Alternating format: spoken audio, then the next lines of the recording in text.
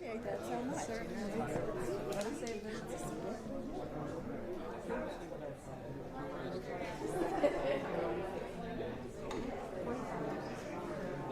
You have to like, I think you have to like have the income like show this is what I can't pay type thing. You know what I mean? Florian Marcus, thank you very much for joining us for the Happy Smart City podcast. It's an absolute pleasure to have you. I know for a fact that it's going to be an interesting session, a first of its kind, something that really speaks to the core of what it is that we're doing. When we talk about smart cities, you know, the engine of all of that is e-governance because it ties both public and private sector together. And I was looking at our initial communication. I mean, we've been communicating for a while, but we never really had a point of departure. And I'm really excited that we really have something concrete to talk about. So I'm going to begin with your list of questions, Florian. And the first one is, what is your current occupation? So first of all, thank you, of course, for having me on. You're right that yes, we've been in touch for a while, and it's good to have a concrete topic to talk about. So I am currently a digital transformation advisor at the e-Estonia Briefing Center. We are a government-funded, non-governmental organization, and my exact task is to help other people from other countries around the world understand how Estonia has figured out its path of digitalization, what the upsides, the downsides are, and what other countries can take from that. So we are very, very heavily engaged in creating connections with other countries, whether that's let's say a regional government or a prime minister of a country. And of course, we also create synergy with other companies, IT companies around the world. So our main target is to advance digital transformation around the world. And if other people who are interested in this choose Estonian companies for that purpose, then even better. But our main focus is to have a compatible, interoperable digital world. That's very fantastic to hear. We're going to move on to the next question, but I'd just like to have a little follow-up on the first one, you know, your current occupation. Why did Estonia, you know, think that it was necessary to dedicate an organization that is autonomous and dedicated to the digitization of, you know, of the Estonian people, or at least the society in Estonia? That's a very, very good question. I think there are several layers to the answer, but I want to focus on two primary ones. Number one, I think that it is very good for Estonian nation branding. I mean, the different countries around the world have certain focuses, whether it's Israel being the startup capital of the world, or Germany being the home of efficiency and cars and so on. And for Estonia, one of the focuses has always been digitalization, and to take that abroad was a very important factor for Estonia. At least equally important, I would say, is raising awareness about the Estonian solutions, not just for sales, but to create this interoperability framework around the world. Just to give you maybe one small example, in Estonia, we've had for almost a decade now digital prescriptions. So you just use your electronic ID, you go to any pharmacy in the country, you get your your prescription medicine, and that's it. You know, you just get it. You don't need to carry a note from the doctor or something. The problem is that this digital prescription does not work in other countries, with one exception, that is Finland, that we've been working with for a while. So our focus is that not every single nation has to reinvent the wheel. And even if somebody tries to reinvent the wheel, we have to make sure that all of the different wheels fit on the same car, that they can all drive together. So for us, the briefing center also makes sure that different countries around the world are aware of what's happening in Estonia, so that we can align our interests and our developments as well.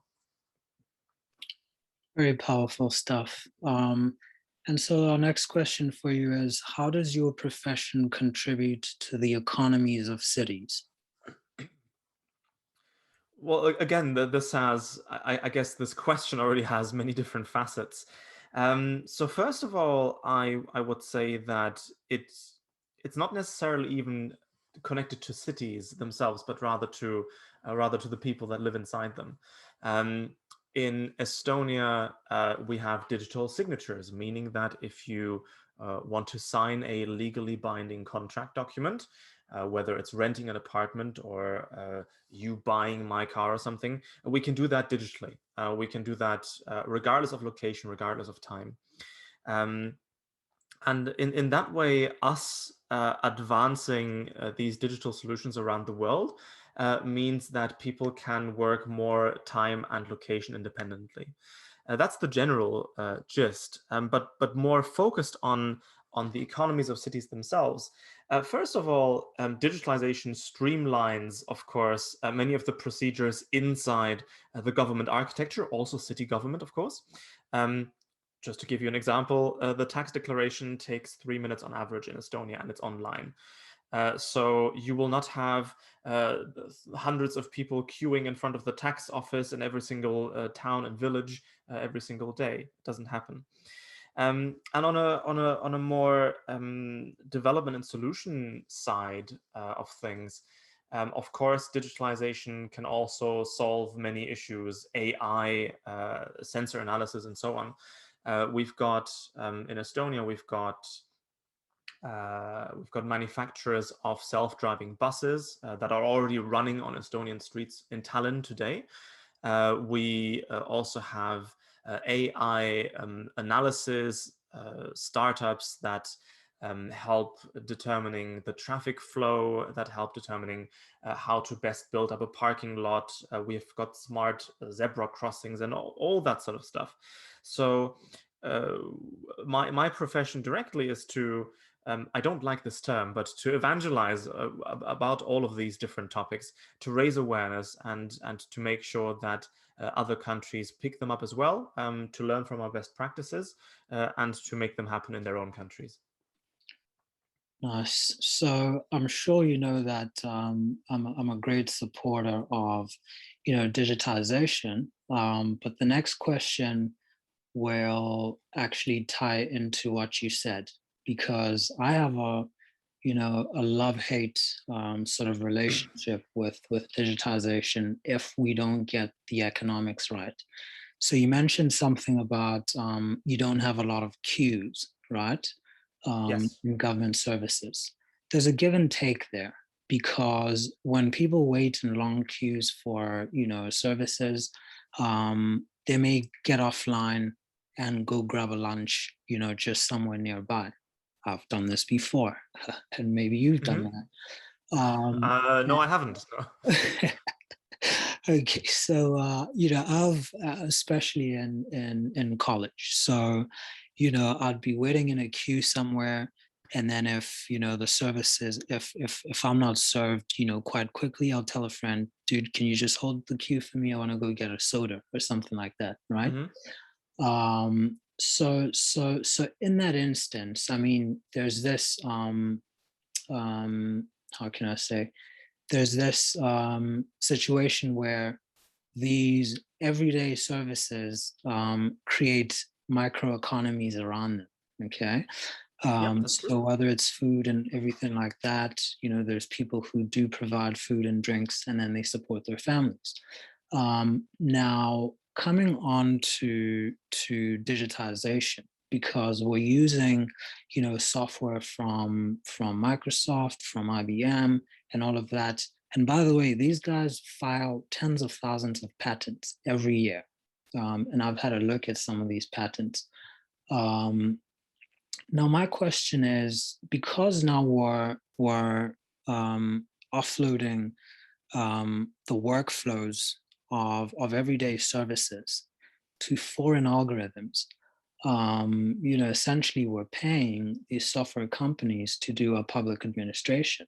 Now, my question is, why is it important for nations to digitize? And what balancing act would you suggest to establish equilibria between algorithmic workflows and full employment in the country? Um, I say this with all due respect to the tech giants. They've gotten where they are today for a very good reason. They've provided excellent services that provide added value. But I would say in general, there is very rarely anything wrong with creating a talent pool of programmers and IT UX designers and so on within your country, which will in the long run strengthen your own economy so that you don't pay into another country's pockets. So I would say that fostering this talent pool is really, really important.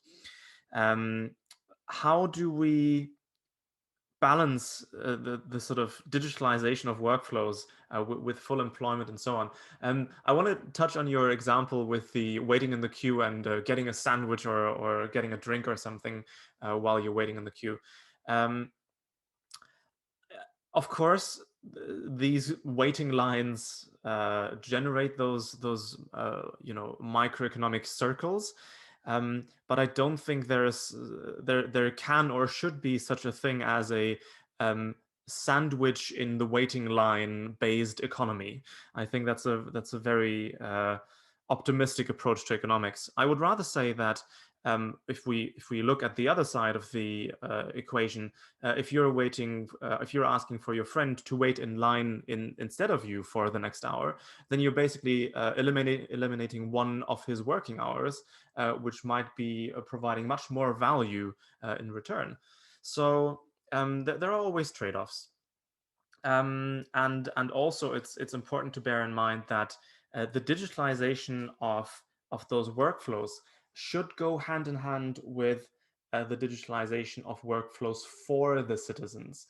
So and for the employees as well. I'll give you an example.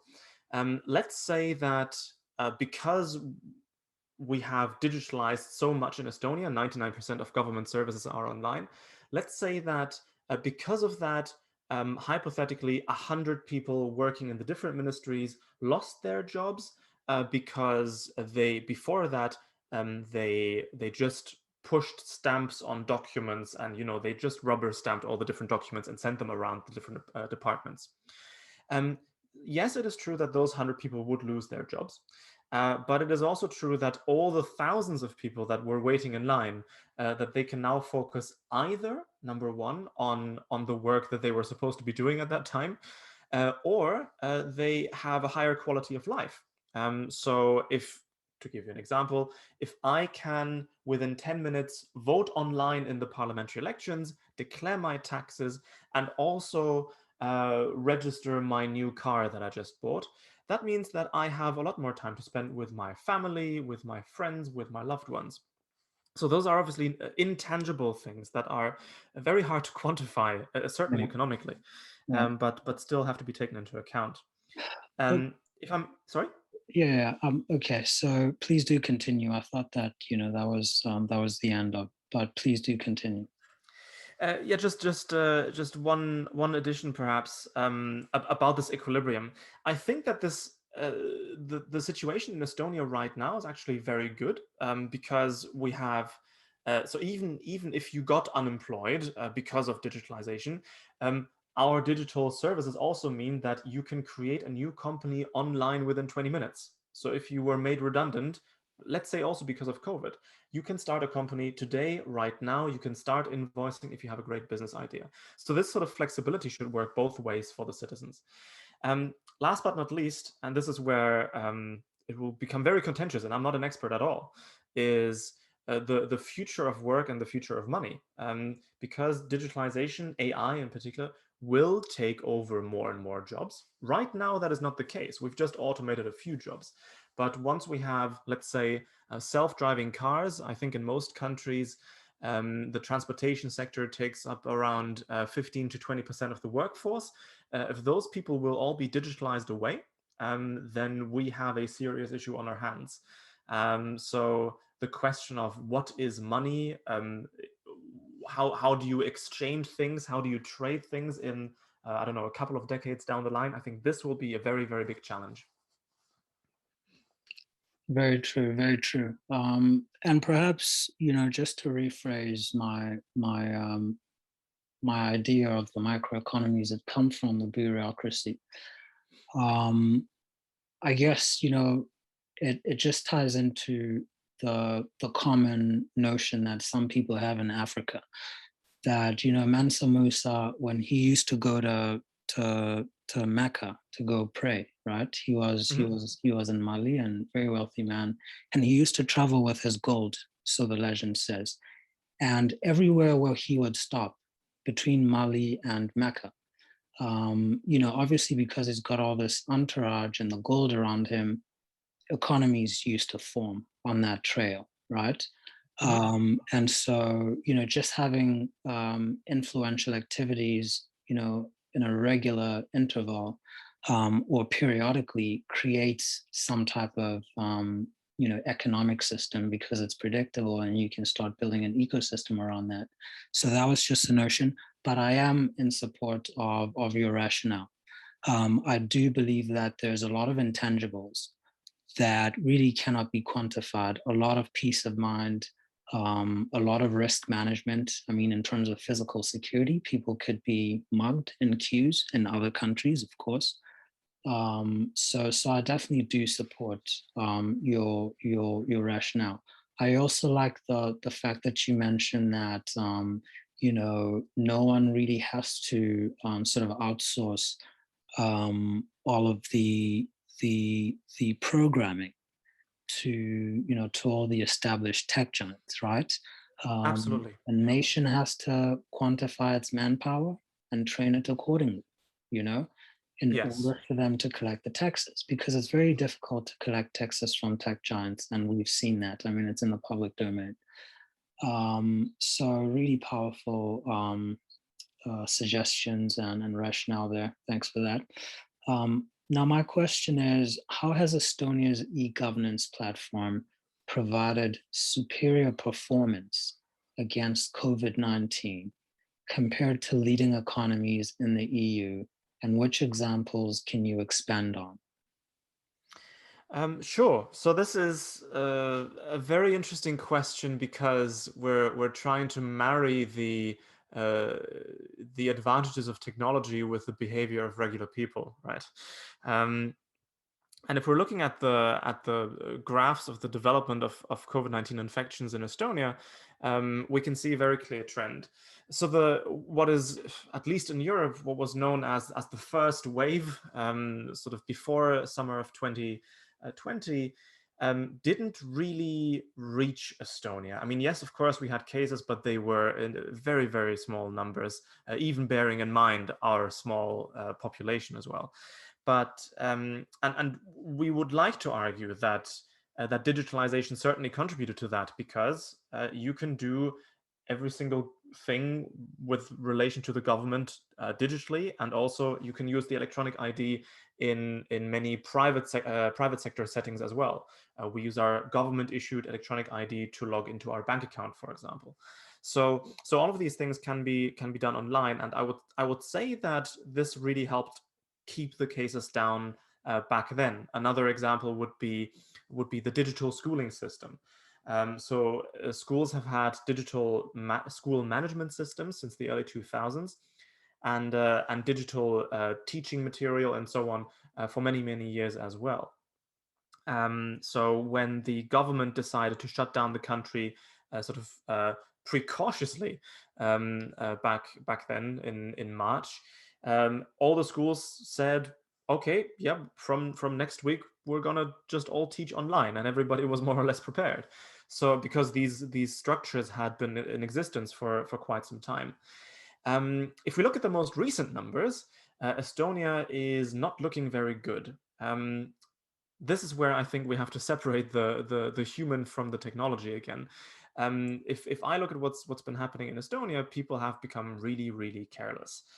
So you see that the cases have been rising. I think now we're above just above 1,000 infections per 100,000 people over 7 days, and this is troubling stuff.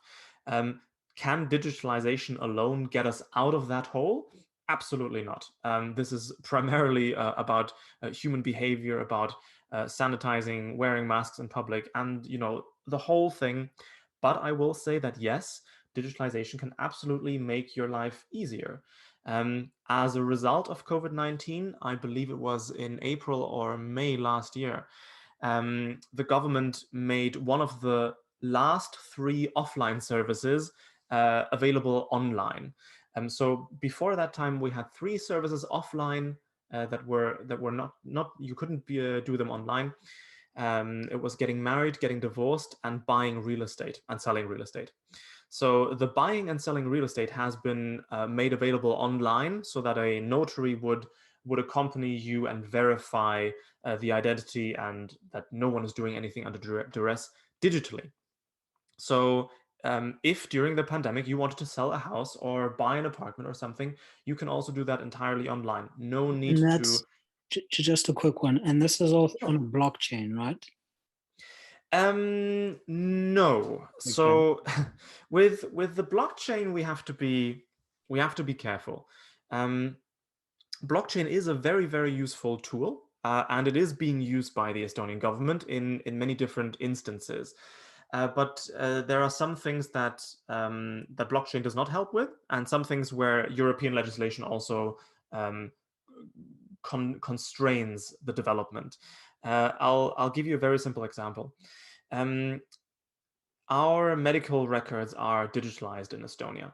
They are not stored on the blockchain, but they are secured through the blockchain, meaning there is a blockchain element that that basically lets us know whether anyone tried to tamper with the data itself. Ah, We can't store the data itself on the blockchain for a very simple reason. In the EU, we've got the General Data Protection Regulation, the GDPR, and the GDPR effectively says that as an individual, you have the right to be forgotten. And the problem, or also the thing that the blockchain is famous for, it's an up or a downside, depending on the situation. The problem in this case is that the blockchain does not forget. yeah, You can't delete it. yeah. So that's why we can't use the blockchain for that kind of personal data storage. This is amazing. So the blockchain is used for access control purposes. Yes. So to give you to stay with that example of the medical record, if a doctor is looking at your digital record, how can they know that the blood type that they see in your record has not been tampered with? Mm, Maybe it's possible that maybe someone tried to hack into the database and just changed every single blood type for every single patient, so yeah, that next time anyone gets a blood transfusion, that they die. yeah. That's a very simple scenario, and with this blockchain element, that would be made effectively impossible. Fantastic. Fantastic. I like that very much. Now, we're going on to the drum roll section here. I know that, again, Estonia has done so much in digitization, got a very high ranking. But of course, I mean, like everything else, there's different third parties that provide these rankings, or indices where people can look at, how different countries rank and so forth. Now, I've seen quite a few sort of developed nations that rank quite high. But just to mention a few, I'm gonna get into this question, which is, how does Estonia rank against Denmark, Singapore, and Sweden on the e-governance index? And would resources like maybe IMD and the World Economic Forum be accurate enough to convey the latest developments in Estonia? Now, obviously, with all of these, I mean, it depends on who's doing the research and Yes. what parts of the e-governance they're focusing on, or at least giving a higher weighting on the index, right? So could you just explain for everyone, how does Estonia rank on the global scale? And what level of digitization do you have in the different segments or parts of the e-governance platform? Yes, so all of those rankings are very very interesting, and I actually spend a significant part of my day to look at all the data and the metrics that researchers are taking into account. Some of which I very strongly disagree with, but also some of them I think are very valuable and maybe something that Estonia itself doesn't focus enough on. So I would say definitely every single ranking has some legitimacy and a very good reason for its existence. If we think about things like the UN's e-government index, I think there's two parts: the development and then the participation index as well. But also the World Economic Forum. There are some interesting points about Denmark, Singapore, Sweden. I would also add South Korea for some of the factors. So something that is quite well studied is the legal codification of digitalization. For example, do you have an official IT minister? Do you have an official IT strategy for the next 5 years, and so on? In those rankings, Estonia tends to Estonia still ranks quite highly, I would say, but it's certainly not the top country, because we have it's a very rarely codified system. It's more of a societal contract, an unwritten agreement. Who is responsible for digitalization, and what are the different stakeholders, and so on. So there are countries that rank better in these than Estonia.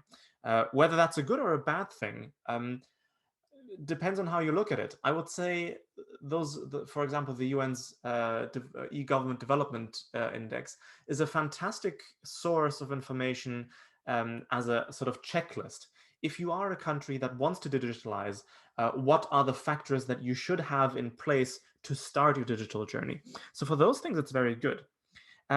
What I've seen largely underreported is the factor of actual usage.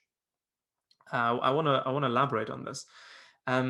There are some countries that have almost as many digital services available as Estonia does. Finland, Denmark is another example for sure. But the usage rate is much lower in those countries. For example, in Finland, the reason would be that they do have an electronic identity, but it is not compulsory. So it is an opt-in identity that you decide, that you choose to take or not to take. Whereas in Estonia, it is compulsory, and thus by default, we have a higher usage rate, sort of a user group, effectively. And the other thing, the other issue with this is that with the usage rate, you could also analyze how user-friendly the services themselves are. To give you a very simple example, country X might have technically their tax declaration system online, but the tax declaration system in that country is simply a PDF that they uploaded. It's 30 pages long. It will take you hours and hours to fill out, but you do have it online, so you technically check the box, so you technically look good in the ranking. But then the usage rate is 1% because nobody wants to go through that hassle, and they will just do it physically like they always have. Whereas in Estonia, to stay with that example, 96% of income tax declarations are filed in 3 minutes on average. So it's not just done by the young urban elite, it's also done by the elderly, the less educated, the more rural populations, precisely because it is such a well-designed service. Now, I understand why researchers don't look at the usage so much. Number one, some countries don't even measure it. And even if they do, then it's very hard to get that data as an external researcher. But I think maybe it would be worth practicing a bit more transparency internationally to share best practice also alongside usage rates to see what kind of design model works best in which part of the world. So I think we can only gain from more transparency on all sides there. I couldn't agree more that the reporting of the adoption, and the usage of this is what counts. Not just building the technologies for the sake of building, sophisticated technologies, but are people using them, and is there utility for the citizens? And it actually, also speaks to a conversation that I had last night with a senior executive at the American Society for Civil Engineers. And he also said the same thing, that the problem with, most of the people that he speaks to in the smart city community is that some of them, want to implement technology for the sake of having sophisticated platforms, right? Yeah. But they're not really considering whether it really works for the natural ecosystem and the culture of the people who use it. And some of them don't even have plans for, quantitatively, or at least ushering in these smart cities in stages, or at least phases. People are just selling the most grand plans, and that obviously is not, the way to go. You have to be Absolutely. patient and measure and have the feedback.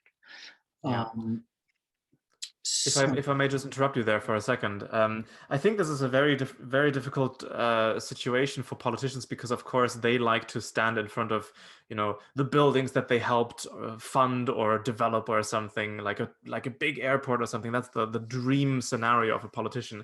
And with digital services, usually the more invisible they are, the better they are, because you don't stand in front of a robot swiping on a tablet or something.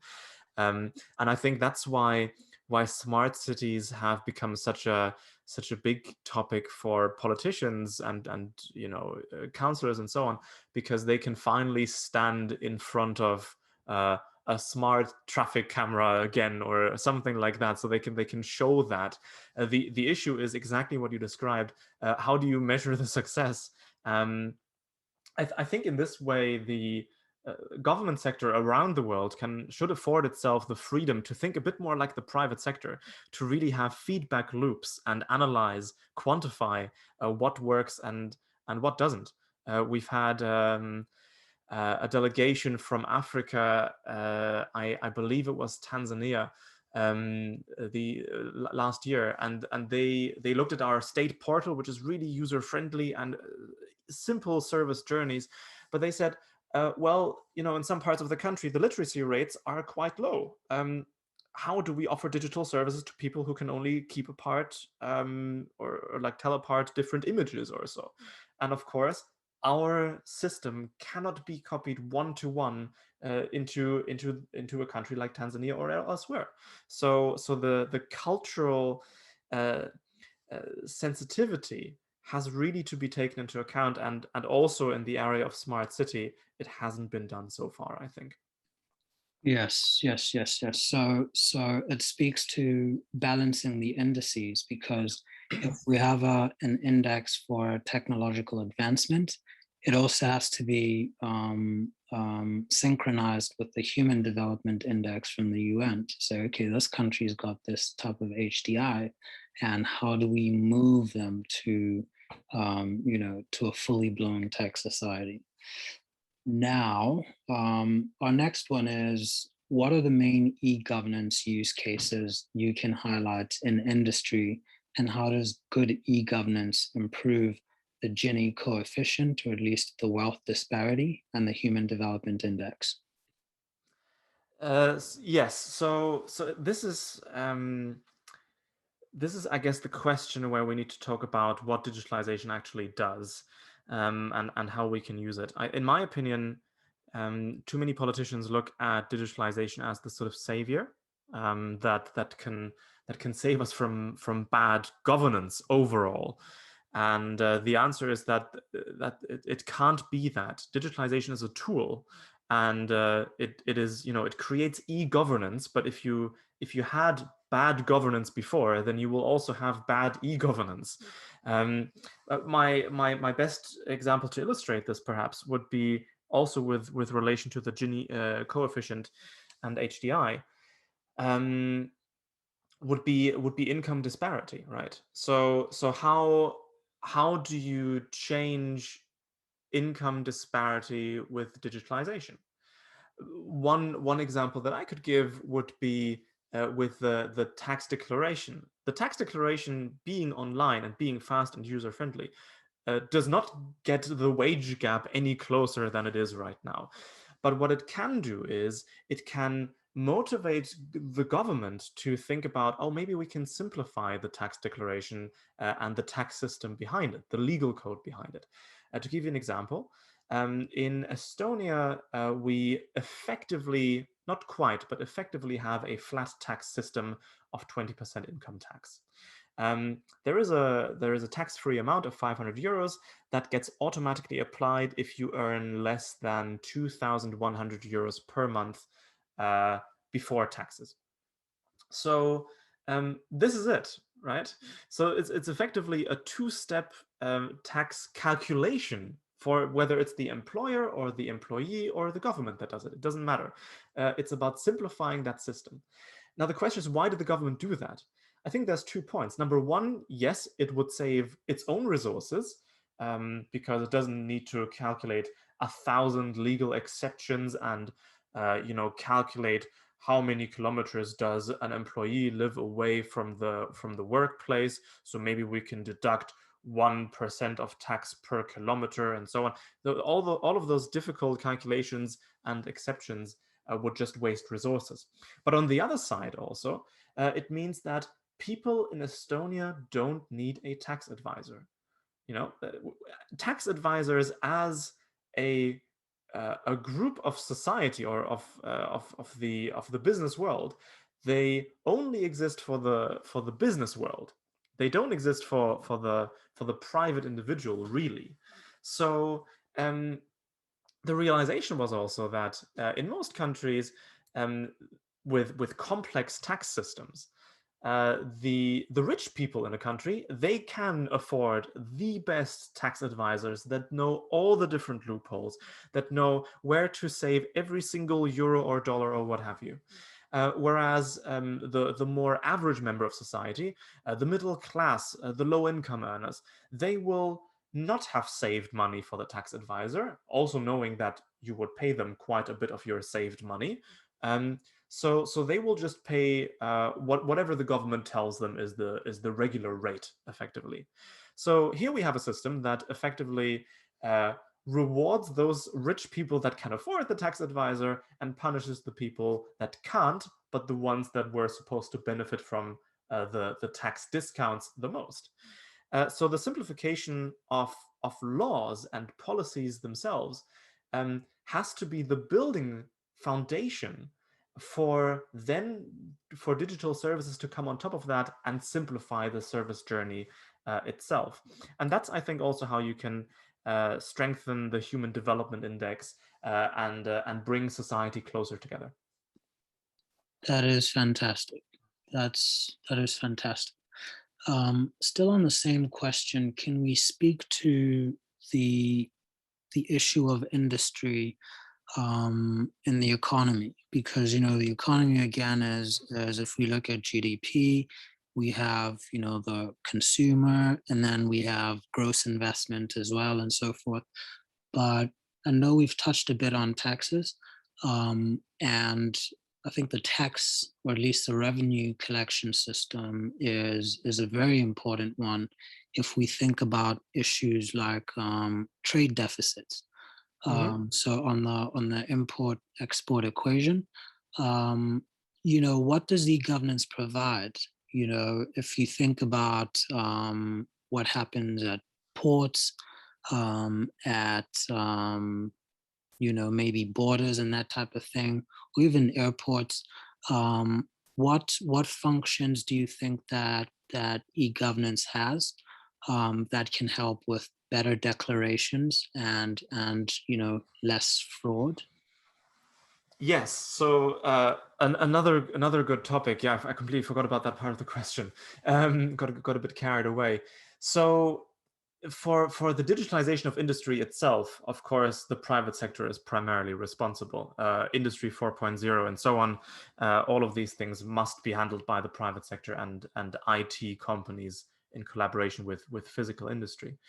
About sort of entry points to a nation, I think this is where digitalization can do much more.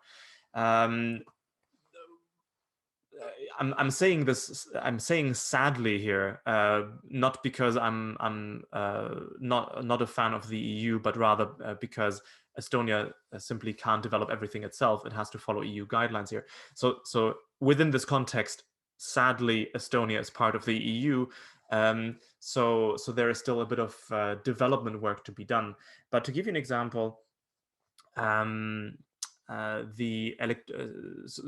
electronic data exchange between nations could be much stronger about which people have entered or left a country, especially third country nationals, because travel within or between EU nation states is not a problem, of course.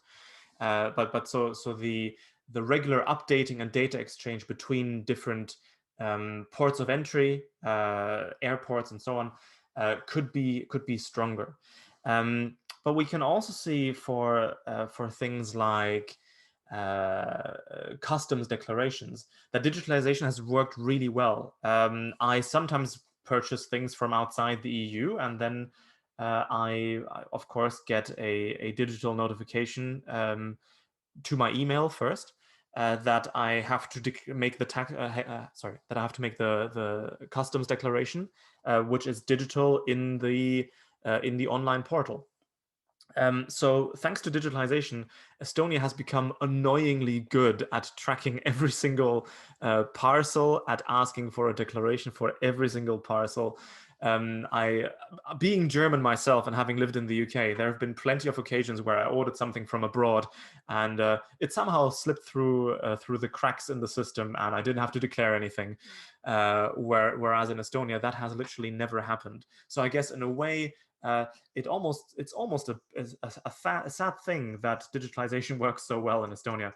But obviously, on a macro level, I'm very happy that it does, and that Estonia gets to ask for the appropriate amount of taxes on every single import.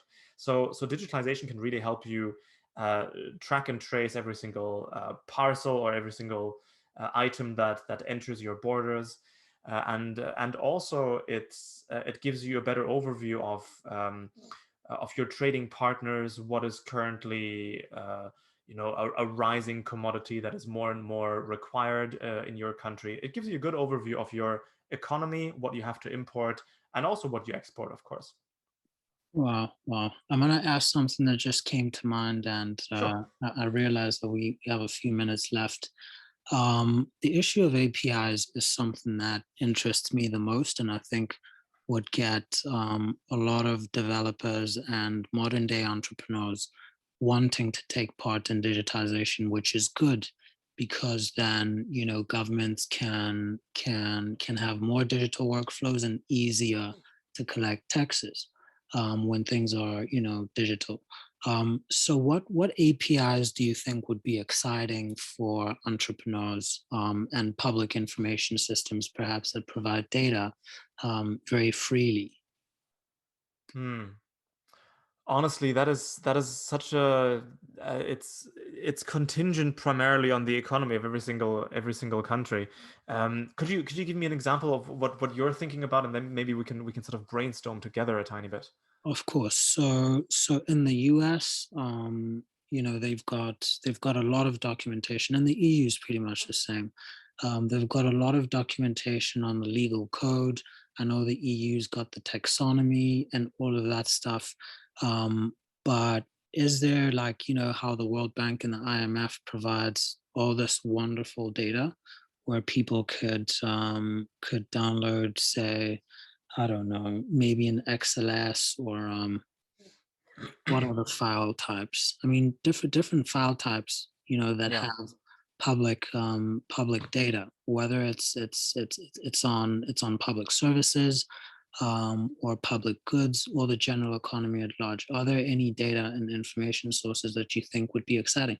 Because I mean, if we talk about PDFs these days, when you think about data mining and Terrible. text mining, a PDF is essentially a database if you've got a text mining algorithm. So what sources of information and data do you think people should look into? So I can tell you what's the focus for Estonia right now. One of the things that we concentrate on quite heavily right now is personalized and preventative medicine. So we have a gene donor bank in Estonia where 20% of the population have donated their DNA samples, which number one, of course, we can give personalized ideas to every single individual, what they need to look out for, what sort of actors within their body are either active or inactive, so they can sort of change their lifestyle accordingly, depending on the risks that they have. But also it gives the government a macro overview of what medicine will be the most needed in 5 to 10 years, what treatment capabilities need to be developed in the local hospitals. So like all of these things can be taken from that, and I think that's terribly exciting. In general, open data will prove to be more and more useful.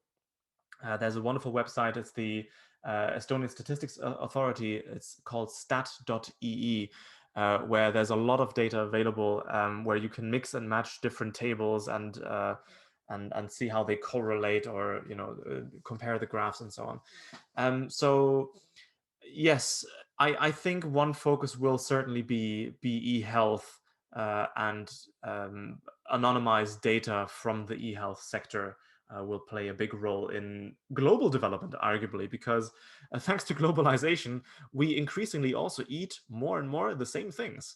So the Big Mac in Estonia does not look very different from the one in South Africa, which is, depending on how you look at it, either a fantastic thing or a really, really sad thing. Either way, it is an economic reality, and it is also a healthcare policy related reality that we need to face and deal with together.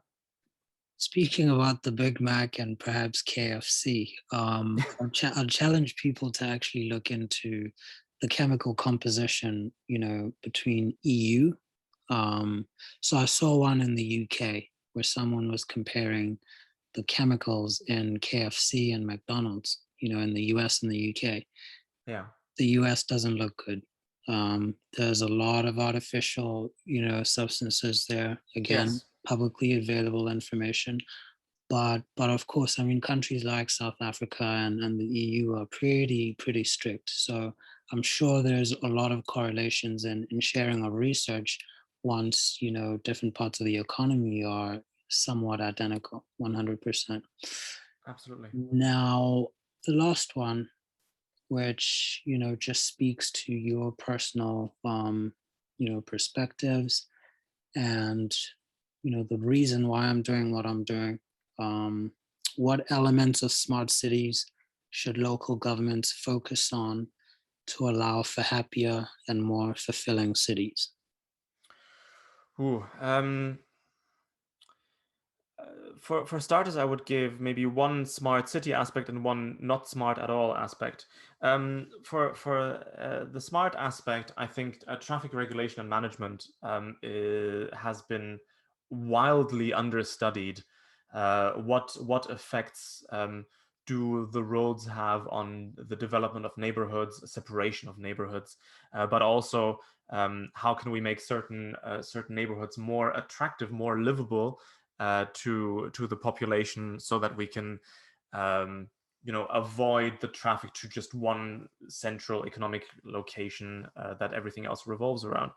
The less smart aspect is make your cities greener. Of course, this can also be done or connected to air management, so the air quality itself, the measurement of those things with sensors, but also the air flow has been, it is being studied these days, but has been wildly understudied for quite some time. So to analyze how have our human-built structures actually affected the way the wind flows through this region? Does it mean that there is less precipitation throughout the year? Does it mean that there are more heat-related deaths in our area because everything is asphalt now? So there are so many different factors that we need to take into account. It's really hard to point to one particular solution that would somehow fix it. I think if we if we look back at the position of that politicians see themselves in, of course, something like a self-driving bus going from the airport terminal to the city center would be fantastic. But is it going to be more of a vanity project, or is it actually going to solve the problems of the majority of the population in your city? I think it's the former rather than the latter. So I think the general data gathering should come first, and then analyzing that very carefully, and then see what smart city solutions can be and should be used in your city. Fantastic. And you're correct on so many levels, and 100% of them, by the way. When you talk about ventilation of smart cities, it just reminds me of a city like Chicago, where they built this concrete jungle, and anyone who goes to Chicago in the summer knows just how humid it is and how hot it is. And if you can remember the history of Chicago, there's a lot of senior citizens who died from heat strokes in Chicago. Yeah. And that's when they started developing those corridors to ventilate the city, to manage the airflow. And they also started initiatives to do green rooftops. So I do Exactly. agree. Yes. Yeah, beautiful, beautiful.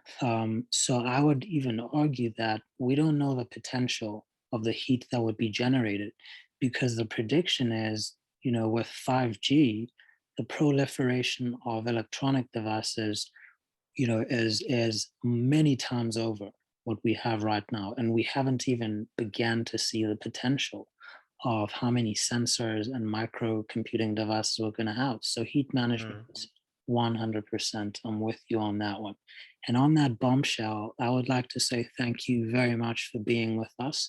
And, I wish you all the best. I definitely will be coming to Estonia. I can promise you that. It's been an absolute honor, Florian. Thank you very much. Thank you so much for having me, and to all the listeners. Thanks for listening, and please all stay safe and healthy. Cheers. Bye-bye. Thank you. Bye-bye.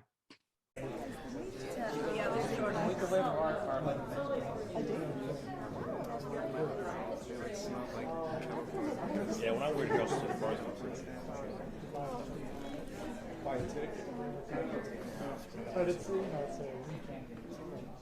It's quite smart.